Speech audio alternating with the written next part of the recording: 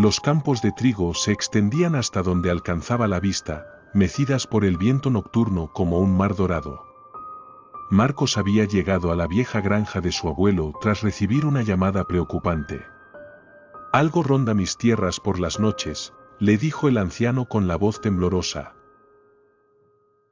Al llegar, encontró la casa en penumbras, con las ventanas tapiadas y un olor a humedad impregnando el aire.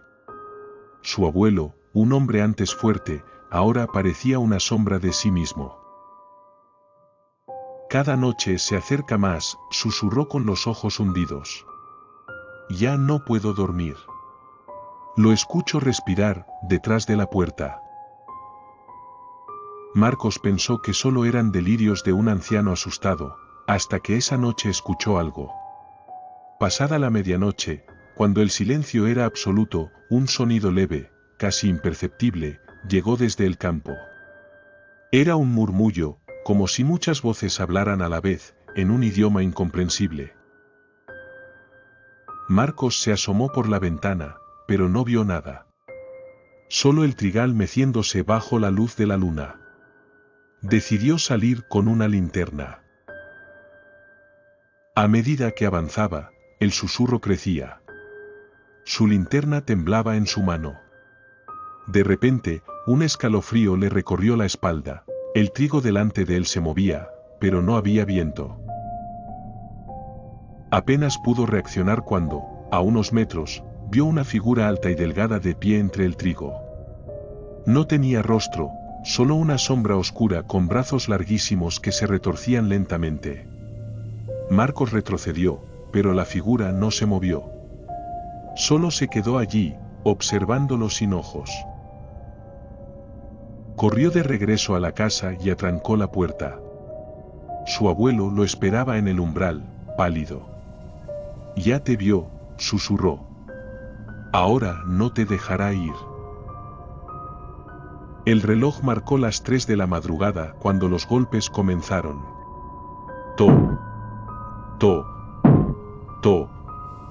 Provenían de la puerta trasera, insistentes, lentos, como si la cosa supiera que no podían ignorarla.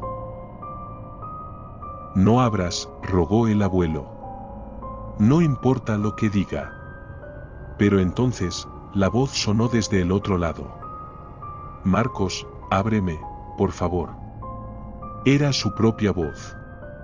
Un escalofrío le recorrió la piel. Dio un paso atrás. Su abuelo agarró su mano con fuerza, temblando. «No mires. No escuches». Pero la curiosidad fue más fuerte. Marcos entrecerró los ojos y miró por la ventana. Ahí estaba. Decenas de figuras altas y delgadas se alzaban en el trigal. Oscuras, sin rostro, mirándolo. Cuando volvió la vista a la puerta, el picaporte giraba solo. Su abuelo gritó y lo jaló hacia atrás. «Corre, ahora». Corrieron hasta la camioneta. Marcos encendió el motor con las manos temblorosas. Mientras se alejaban, vio por el retrovisor cómo la casa se oscurecía, devorada por la sombra. El sol nunca salió esa mañana. Y en los campos, las sombras seguían esperando. El pueblo de San Isidro siempre había sido tranquilo. Rodeado de campos de maíz interminables y con apenas un puñado de habitantes, parecía un lugar olvidado por el tiempo. Sin embargo, cada otoño, cuando llegaba la cosecha, algo cambiaba. Los ancianos advertían a los jóvenes que, pasadas las 10 de la noche, nadie debía salir. El maíz susurra, y cuando lo hace, algo camina entre los surcos, decían con voz temblorosa. Mateo nunca creyó en esas historias. Mateo era un joven forastero que había llegado al pueblo para trabajar en la granja de los Ramírez. Riendo ante las advertencias, decidió que aquella noche, justo en el momento en que el pueblo más temía, él caminaría entre los campos de maíz. A las 10 en punto, Mateo salió con una linterna en la mano.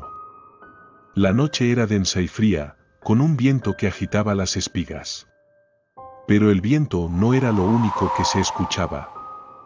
Primero fue un murmullo leve, un sonido semejante a hojas rozándose. Luego, algo más inquietante, risas ahogadas, como si decenas de voces invisibles se burlaran de él. Mateo se giró varias veces, iluminando con la linterna entre los altos tallos de maíz.